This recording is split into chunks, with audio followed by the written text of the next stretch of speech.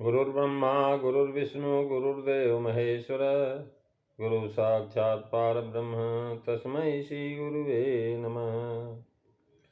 अखण्डमण्डलाकारं व्याप्तं येन चराचरं तत्पदं दर्शितं येन तस्मै श्री गुरुवे नमः।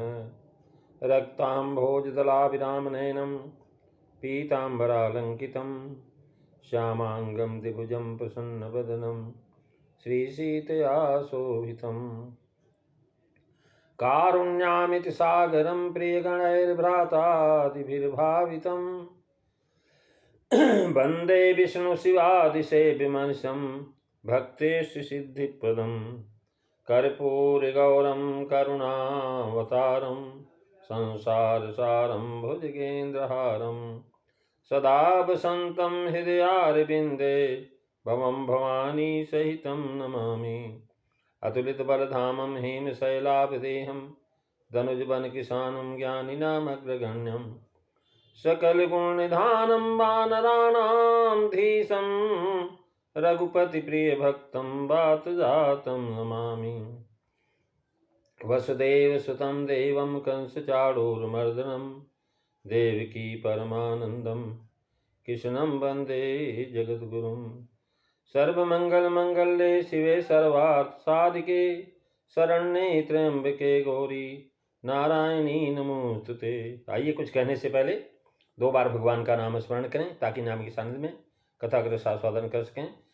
श्री राम जय राम जय जय राम, श्री राम जय राम जय जय राम, श्री राम जय राम जय जय राम, श्री राम जय राम जय जय राम, श्री राम जय राम जय जय राम, श्री राम जय राम जय जय राम।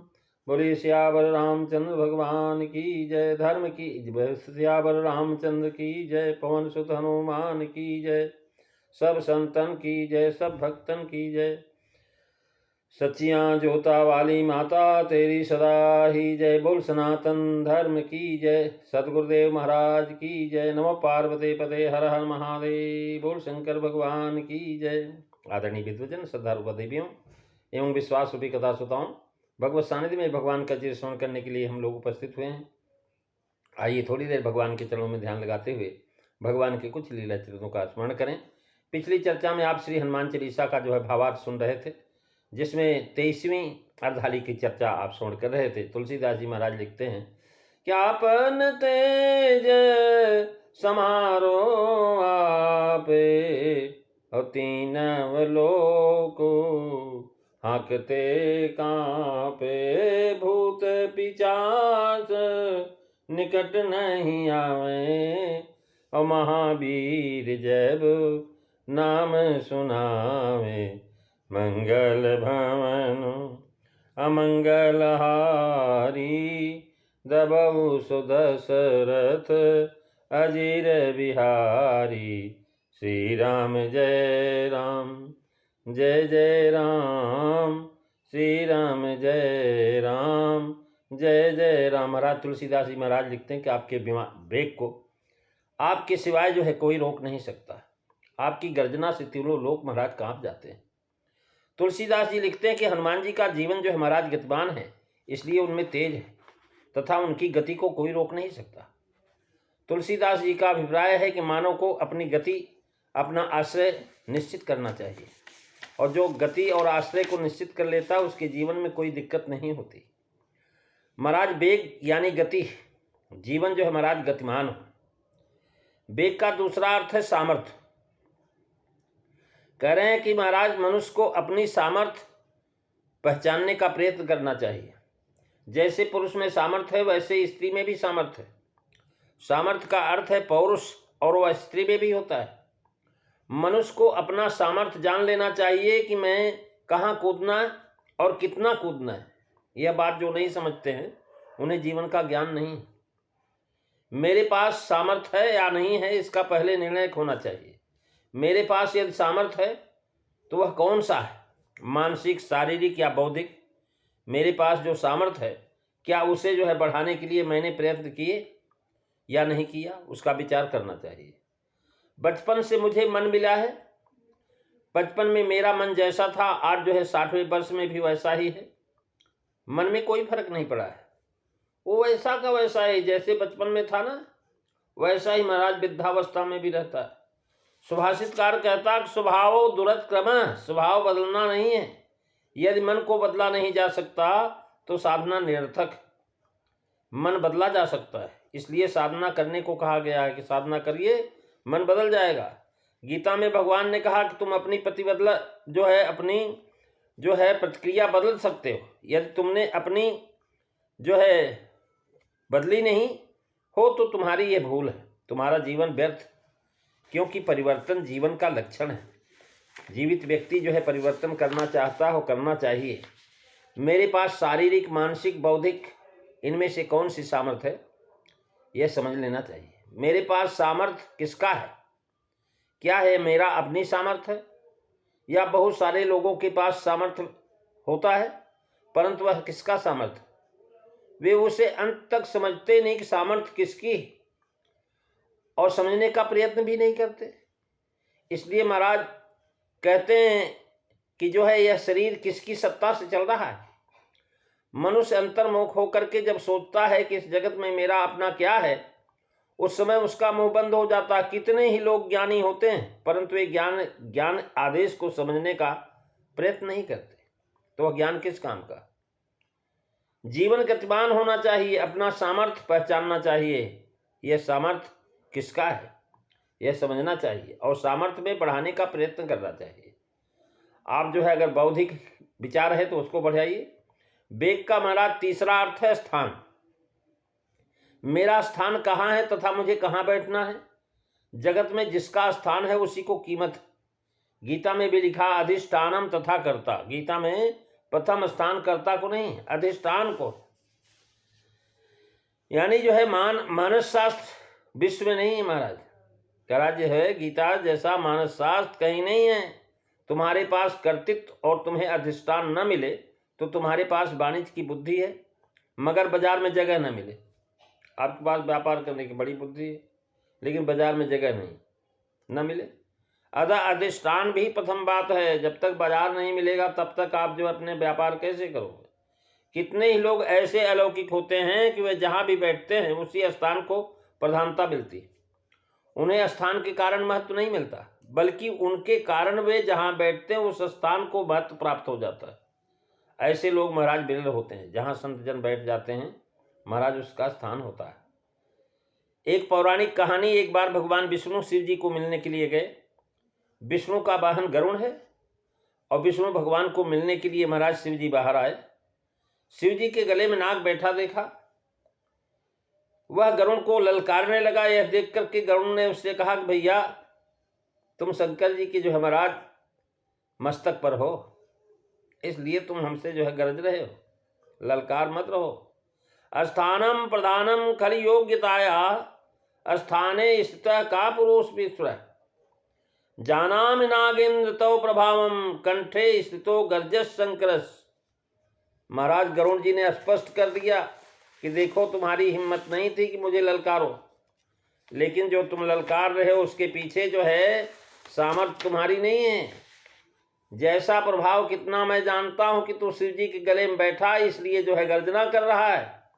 स्थान पाने पर कायर पुरुष भी सूर बन जाता है। सुभाषित का कार कहते हैं स्थान भ्रष्टान शोभंत दंता केशान कान रह इति विज्ञाय मतिमान स्वस्थानम न परित्यज परित्यजेत। दांत, बाल, नख और मनुष्य स्थान भ्रष्ट होने के बाद शोभा नहीं देते हैं। ऐसा समझ करके समझदार व्यक्ति को स्थान नहीं छोड़ना चाहिए। स्थान भ्रष्ट की शोभा नष्ट हो जाती है। दांत अगर अपने स्थान पर हैं तो शोभा देते हैं, बाल सिर पर हों तो शोभा देंगे। रोज बाल हम कंघी से संवारते हैं मगर हजामत करने के बाद हम काटे हुए बालों को छूते नहीं। एक बाल भी कपड़े पर रहा तो उसको झटक करके निकाल देते हैं। इसका कारण महाराज बाल स्थान भ्रष्ट हो गया है। स्थान पर होता तो हम ऐसा नहीं करते।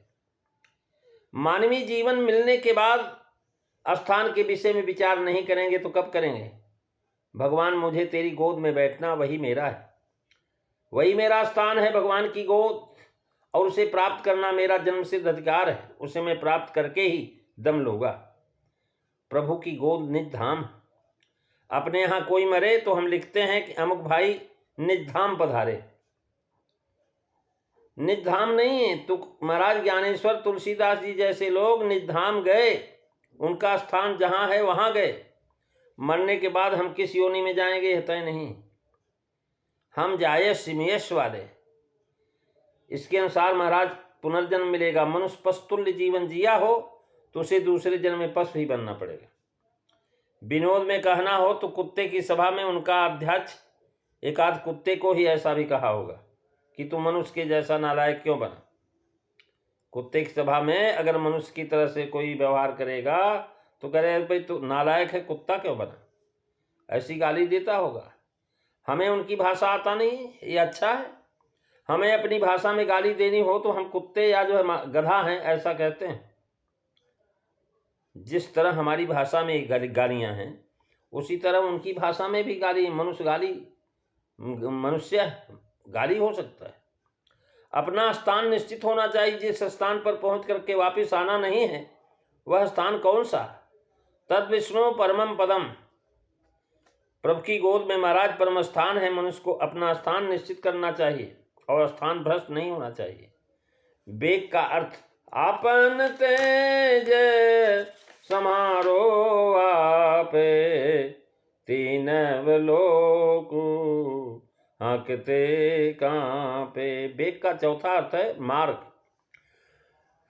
मार्ग को स्वयं अपना मार्ग निश्चित करना चाहिए मनुष्य को। क्या आज हमारा मार्ग निश्चित है? मरने का रास्ता निश्चित है? मेरे जीवन का मार्ग कौन सा है?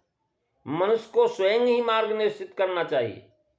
जीवन में महाराज 3 मार्ग हैं महाराज। एक तो जो है भोग मार्ग है, भाव मार्ग है और भक्ति मार्ग। उनमें से हमारा मार्ग कौन सा? हमारा जीवन किस मार्ग से जा रहा है? महाराज भोग मार्ग में चल रहे हैं कि भाव मार्ग में चल रहे हैं कि भक्ति मार्ग में चल रहे हैं? मुझे वहां से जाना है मगर वापस जाना भी है। महाराज मराठी तथा हिंदी भाषा में गुजराती भाषा तात्विक। किसी के यहाँ लड़का पैदा हुआ तो मराठी में कहते हैं मुलगा झाला, लड़का हुआ, ऐसा कहते हैं। परंतु गुजराती भाषा में छोकरो आयो, लड़का आया, ऐसा कहते हैं। इसका अर्थ यह है कि वह कहीं था वहाँ आया है, कहीं था वहाँ से आया है। हम जगत में आते हैं तथा जगत से जाते हैं। हमें परलोक का मार्ग निश्चित करना पड़ेगा। किसी को महाराज मुंबई दिल्ली जाना हो तो वह दिल्ली से आए, किसी के पास से जानकारी हासिल करता है कि वहाँ कौन सी होटल में अच्छी है, खाना कहाँ अच्छा मिलता है। इसी प्रकार हमने क्या ऊपर जाने के लिए वहाँ की जानकारी प्राप्त किया है। मनुष्य को परोपकार का मार्ग निश्चित करना चाहिए तो ही अच्छा रहेगा, तो ही अच्छी गति मिलेगी, ऐसा कहा जाता है। कोई मर जाता है तो व्यवहार में बोलते हैं कि गौरी शंकर जी को सदगति मिली। गति का अर्थ है मार्ग। जाने वाले को रास्ते में कोई तकलीफ न हो, अतः शुभेच्छा व्यक्त करते हैं सदगति मिले। सदगति का मतलब अच्छा मार्ग मिले, तकलीफ न हो रास्ते में। मनुष्य को मार्ग निश्चित करना चाहिए। तुम जिस तरह मार्ग अपनाओगे उस तरह की गति मिलेगी। यहाँ भोग मार्ग है, भक्ति मार्ग है, भाव मार्ग है। उसमें से तुम कौन सा मार्ग अपनाओगे? तुम जिस मार्ग में अपनाओगे उस पर जो है तुम्हारी परलोक की गति निश्चित होगी। मनुष्य को स्वयं परलोक की गति निश्चित करनी चाहिए। विश्व में कोई भी वस्तु मांग कर नहीं मिलती। मनुष्य के जीवन में गति निश्चित होनी चाहिए। नदी वेगेन शुद्धयत। अगर नदी चलती रहती तो बहता रहता। नदी वेग से शुद्ध रहती है। उसी तरह जिसके जीवन को वेग है वह शुद्ध है। स्थिर गतिहीन जो है तुम्हारा जीवन शुद्ध नहीं। कितने लोग महाराज 55-60 वर्ष के होने के बाद भी महाराज जो है वो झूले पर झूलते हुए पान चबाते रहते। उन्हें कुछ करना नहीं, कुछ बनना नहीं। क्या वह जीवन है? मुझे कुछ करना है, कुछ बनना है, यही जीवन है। जिस जीवन में प्रवाहित्व है उसी जीवन में शुचित्व है। जीवन प्रवाह को ही वेगवान बनाना पड़ता है। जीवन में 3 रस प्रवाही हैं, काम रस, भावरस, ज्ञान रस, इनमें से तुमने क्या खिलाया? भाव की गहराई में जाएंगे थोड़ा बहुत भाव मिलेगा, मगर हमारे पास भाव ही नहीं। हम सब काम रसिक हैं। हमारी दुकानें हैं, फैक्ट्री हैं, हमारा धंधा है, कुटुंब है, यह सब काम रस का परिणाम है। उसमें जाने वाला कैसा, इस पर सभी आधारित है। काम रस एक को ही अच्छा लगता है, ज्ञान रस देने वाले और लेने वाले दोनों को अच्छा लगता है। भाव रस को जीवंत रखना पड़ता है, जीवन में रखना पड़ेगा और फिर भगवान को देना पड़ेगा भाव। भाव सहित खो जई जो प्राणी, पावो भगति मनि सब सुख खानी। मंगल भवनो अमंगल हारी, दबऊ सुदशरथो अजीर बिहारी। श्री राम जय राम, जय जय राम, श्री राम जय राम, जय जय राम। महाराज रसोई बनानी है, रसोई घर में रसोई बनानी है और भगवान को धरना। उसी प्रकार संसार में भाव रस तैयार करना है और उसे भगवान को देना है। अतमित में जायस मेष में छूटना होगा तो भगवान को जानना होगा, गति निश्चित करना पड़ेगा। यह बातें हनुमान जी के जीवन से हमें सीखती जाइए, उनके लिए प्रयत्न करना चाहिए। इसलिए तुलसीदास जी ने हनुमान जी को गति के बारे में वर्णन करते हुए लिखा है, क्या पन तेज समारो आप, और तीन लोक हाँकते कांपे। तुलसीदास जी हनुमान जी के शौर्य का वर्णन करते हुए लिखते हैं, उनका शौर्य कैसा, तीनों लोक हाँकते कांपे, यानी उनकी कीर्ति तीनों लोक में व्याप्त है। हनुमान जी शौर्यवान तेजोमय हैं, तो उनके उपासक निर्बल और निस्तेज बुझे हुए कोयले जैसा जो मनुष्य, उनके पास कैसे जा सकता है? महाराज तेजवान होकर के जाना पड़ेगा। शौर्य बड़ी बात है। मन समृद्ध होना चाहिए, शरीर बलवान होगा, परंतु मन अगर जो है दुर्बल होगा तो शौर्य का रूपांतर क्रोध में हो जाएगा। शौर्य में निर्भयता है और क्रोध में दुर्बल होगा, कायरता है। मन यह बड़ी से बड़ी शक्ति है। जीवन का दृष्टिकोण बदलेंगे तो जीवन बदल जाएगा। जैसी दृष्टि वैसी सृष्टि। इसलिए हमें जो महाराज सृष्टि को बदलने की जरूरत नहीं, केवल आप दृष्टि बदल दीजिए, सृष्टि बदल जाएगी। जब तक हम दृष्टि नहीं बदलेंगे तब तक सृष्टि नहीं बदलेगी। सारा विश्व सुखी लगेगा तथा उसकी सुगंध हनुमान जी की कीर्ति की तरह तीनों लोकों में फैल जाएगी। शौर्य बड़ी से बड़ी बात है। वेद कहते हैं कि समाज में युद्ध पिपासु वृत्ति रहनी चाहिए, संपूर्ण समाज सुस्त नहीं रहना चाहिए। अर्थात क्या, समाज सतत लड़ाई की आवश्यकता है, सतत लड़ाई की आग भड़काते रहना चाहिए, ऐसा नहीं है। युद्ध पिपासु वृत्ति के लिए कई गुणों का विकार करना पड़ता है। उनमें जो है पहला गुण लड़ने का है। मनुष्य को निसर्ग के साथ लड़ना पड़ता है। मनुष्य विरुद्ध समाज, मनुष्य विरुद्ध निसर्ग। महाराज इन सभी लड़ाइयों को लड़ करके ही हम विकास साथ ले सकते हैं। खिड़की में बाहर की हवा आती है, उसका हमारे शरीर पर परिणाम होता है। उसके लिए भीतर के महाराज कोषों से लड़ना पड़ता है। भीतर के कोष जब ढीले पड़ते हैं तब जुकाम हो जाता है। इस कारण हम लड़ने में थोड़े ढीले पड़ जाए। मनुष्य को लड़ना ही पड़ता है, लड़े बिना मनुष्य जगत में रह नहीं सकता। युद्ध से कायर की तरह भयभीत बनकर के नहीं चलेगा। हमारी संस्कृति महाराज युद्ध से नहीं डरती, उल्टे गीता रणांगन पर कही गई है। तब कर्मयोग थे नाच रहा था, तब गीता कही गई। बहुत से लोग संग्राम में डर जाते हैं और घबरा जाते हैं। महाराज भारतीय संस्कृति कभी संग्राम से डरती नहीं। वहाँ भी कथा होती, वहाँ भी गीत गाए जाते हैं। क्योंकि तुम्हें अगर समाज में युद्ध पिपासु वृत्ति टिकनी है तो निर्भयता टिकानी पड़ेगी। मनुष्य के पास निर्भयता न हो तो युद्ध की पिपासा नहीं रहेगी। संघर्ष ही जीवन, अर्थात दूसरे की गर्दन काटना नहीं है, बल्कि युद्ध पिपासु वृत्ति समाज में रहनी चाहिए। ताल ठोक कर खड़ा हूं और भगवान के चरण स्पर्श कर काम में लगूंगा, ऐसी वृत्ति होनी चाहिए। ऐसी वृत्ति हनुमान जी में थी। हनुमान जी के उपासकों में भी यही वृत्ति रहनी चाहिए।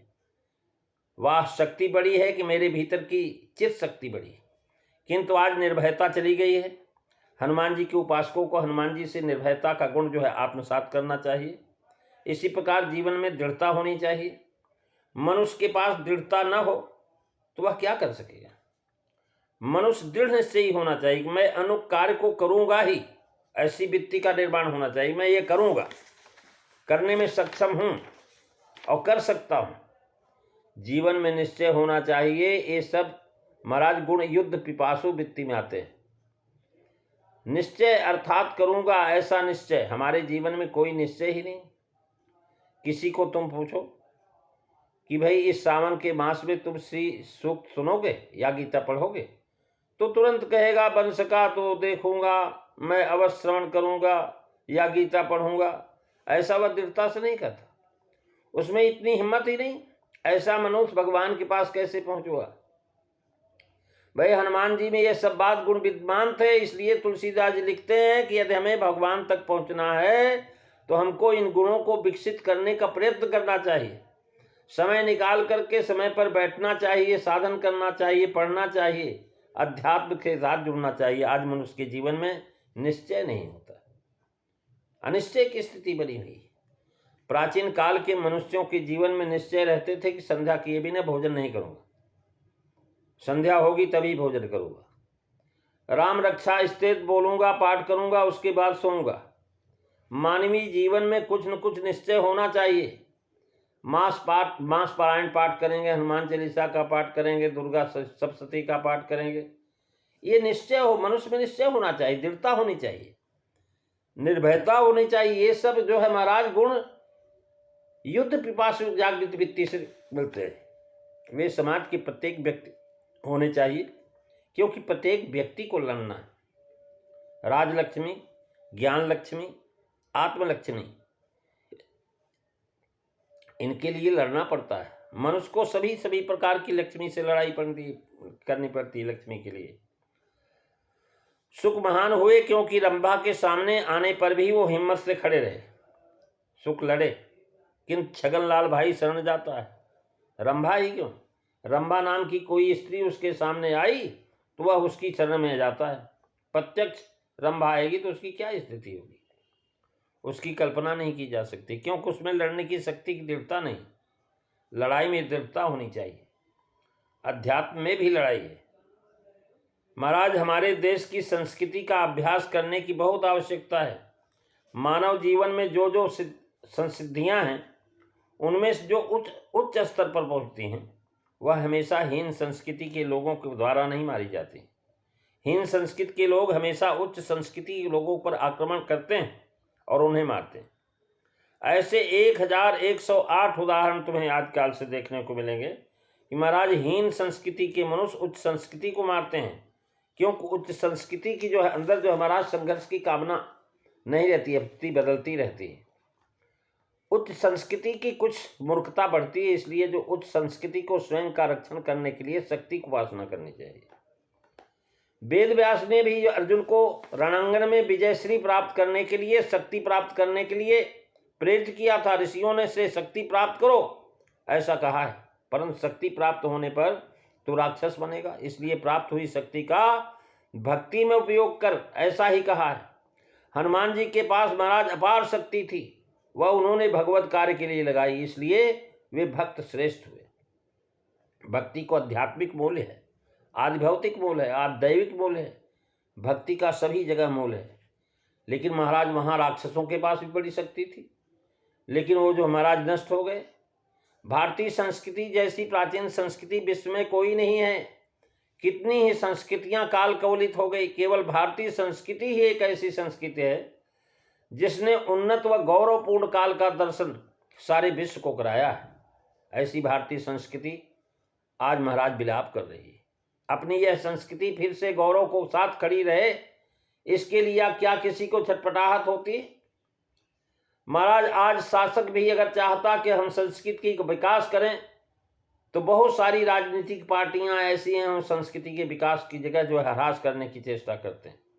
अपनी यह संस्कृति फिर से गौरव के साथ खड़ी रहे, इसके लिए महाराज हनुमान भक्तों को यह अवश्य विचार करना चाहिए। हजारों वर्ष पुरानी संस्कृति जब शिक्षक रो रही है, तब दयालु प्रभु सबका करो कल्याण ऐसा रोना रोते हुए बैठने से काम नहीं चलेगा। मेरे पूर्वजों जिसने लिए अपना जो है महाराज खून बहाया है, वह संस्कृति मेरी माँ है। उस संस्कृति को फिर से खड़ी करने के लिए मैं अपना खून पसीना बहाऊंगा, ऐसी दृढ़ निष्ठा होनी चाहिए।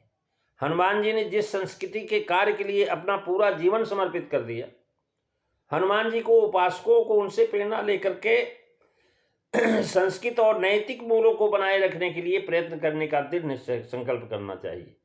तो ये हनुमान जी की सच्ची पूजा होगी। महाराज इस प्रकार से आपन तेज सम्हारो आप और तीन लोको हाँकते कापे, मंगल भवनो अमंगलहारी, द्रवहु सुदशरथो अजीर बिहारी। श्री राम जय राम, जय जय राम, श्री राम जय राम, जय जय राम। प्रेमी सज्जनों, आज बस इतना ही। अगली चर्चा आप जो है 24वीं अर्धाली का जो है अगली चर्चा में कथा श्रवण करेंगे। भावार्थ हनुमान चालीसा का। आइए 2 बार भगवान का नाम।